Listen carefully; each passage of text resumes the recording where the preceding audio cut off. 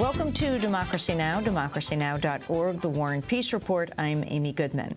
President Obama's reportedly picked Solicitor General Lena Kagan to succeed retiring Supreme Court Justice John Paul Stevens. The 50-year-old Kagan served as a White House advisor during Bill Clinton's presidency and as a Harvard Law School dean. If confirmed, Kagan would become the first justice in nearly 40 years with no judicial experience. We'll have more on Lena Kagan after headlines. Attorney General Eric Holder said Sunday the Obama administration will seek a law allowing investigators to interrogate terrorism suspects without informing them of their Miranda rights. Holder made the announcement on ABC's This Week. We're now dealing with international terrorism, and if we are going to have a system that is capable of dealing in a public safety context with this new threat, I think we have to give serious consideration to at least modifying that public safety exception. And that's one of the things that I think we're going to be reaching out to Congress to do, to come up with a proposal that is both constitutional, but that is also relevant to our time and the threat that we now face. The recent failed car bombing in Times Square and the attempted Christmas Day jet bombing has sparked a debate over when suspects need to be read their rights. In December, the FBI questioned the airline bombing suspect for 50 minutes without reading him his rights. Last week, the FBI interrogated the accused Times Square bomber for 4 hours before being told about his Miranda rights to a lawyer and to remain silent under interrogation. In another development in the attempted Times Square car bombing case, Attorney General Eric Holder has publicly accused the suspected bomber, Faisal Shahzad, of working with the Pakistani Taliban. The Pakistani Taliban has directed this plot. We know that they helped facilitate it. We know that they helped direct it. And I suspect that we are going to come up with evidence that shows they helped to finance it. They were intimately involved in this plot. On Saturday, Secretary of State Hillary Clinton warned Pakistan that it faces, quote, very severe consequences if the attack is traced back to Pakistan. In news from Afghanistan, the New York Times is reporting shootings of Afghan civilians by U.S. and NATO convoys at military checkpoints have spiked sharply. At least 28 Afghans have been killed and 43 wounded in convoy and checkpoint shootings this year. BP's initial attempt to stop the massive oil spill in the Gulf of Mexico has failed. Over the weekend, the company placed a giant 4-story containment box over the spill, but the box kept getting clogged with ice crystals. An estimated 3.5 million gallons of oil have spilled since April 20th. Meanwhile, the Center for Biological Diversity reports the Obama administration is continuing to exempt new offshore drilling operations from environmental review despite the Gulf disaster. Since the April 20th explosion at the BP rig, the Department of Interior's Minerals Management Service has approved 27 new offshore drilling permits. All but one of the projects were granted the same environmental review exemption used to approve the BP drilling site.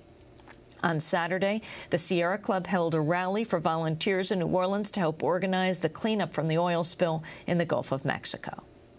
Today, we're all here standing together to ensure that there's justice for Gulf communities and to ensure that this never, ever happens again. This is America's wake-up call.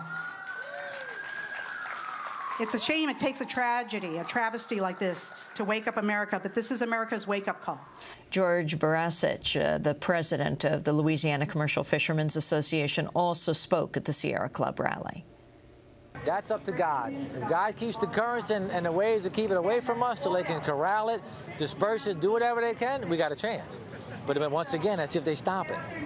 Because if they don't stop it, as the duration runs out, Mother Nature is going to stick it to you. You got 3 months, you're in hurricane season, you get a depression. You don't need a hurricane. You get a depression, give me 4-foot storm tides, that stuff is going over the marsh and it's going further in. And it's going to kill trees and everything else. Oil kills everything. Attorney General Eric Holder voiced concerns Sunday that Arizona's new immigration law could lead to racial profiling. The law allows police officers to stop and interrogate anyone they suspect is an undocumented immigrant. During an appearance on ABC this week, Holder was asked if he thought the law is racist. I don't think it's racial. I don't think it's racist in its motivation, but I think the concern I have is how it will be perceived and how it perhaps could be enacted, how it could be carried out.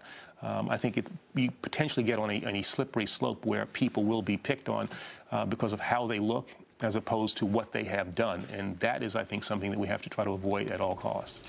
Meanwhile, the U.S. ambassador to Mexico, Carlos Pascual, said Friday the U.S. government's working to defeat Arizona's controversial anti-immigration law. What we're going to continue doing is looking, analyzing every legal means to continue fighting the law. It's a commitment from the highest level of the United States, and we're going to continue working in that direction. Last week, a coalition of civil rights and labor groups announced a nationwide boycott of Arizona over the state's anti-immigrant law. The boycott could impact several Arizona-based businesses, including Cold Stone Creamery, Circle K, and U-Haul. Meanwhile, the manufacturers of Arizona iced tea have launched a campaign to inform customers that despite the name, the company is not from Arizona. The company is headquartered in Long Island, New York. In economic news, European policymakers have unleashed an emergency rescue package worth about $1 trillion to stabilize world financial markets and prevent the Greek debt crisis from destroying the euro currency. The rescue was hammered out by European Union finance ministers, central bankers, and the International Monetary Fund. In Greece, activists held a silent sit-in protest outside the parliament in Athens Sunday over the austerity plan, which foresees cuts to public spending and tax increases. Some of the protesters covered their faces with white masks to symbolize what they describe as invisible citizens without a voice. The protesters also criticized the EU for being slow to react to Greece's problems. They are inefficient, but they are inefficient on purpose because it's a message sent by some, and especially Germany, to all the other countries having similar problems to Greece. Don't dare to go to a situation like Greece is, because you will have the same kind of measures. This is a message to Spain, Portugal, Italy, and later on to France. In economic news here at home, the number of Americans receiving food stamps has reached a new record of nearly 40 million, or about 1 in 8 Americans. The numbers increased by 8 million since December 2008. Bolivian President Evo Morales met UN Secretary-General Ban Ki-moon Friday to discuss climate change. The meeting came 2 weeks after the close of the World People's Conference on Climate Change and the Rights of Mother Earth in Cochabamba.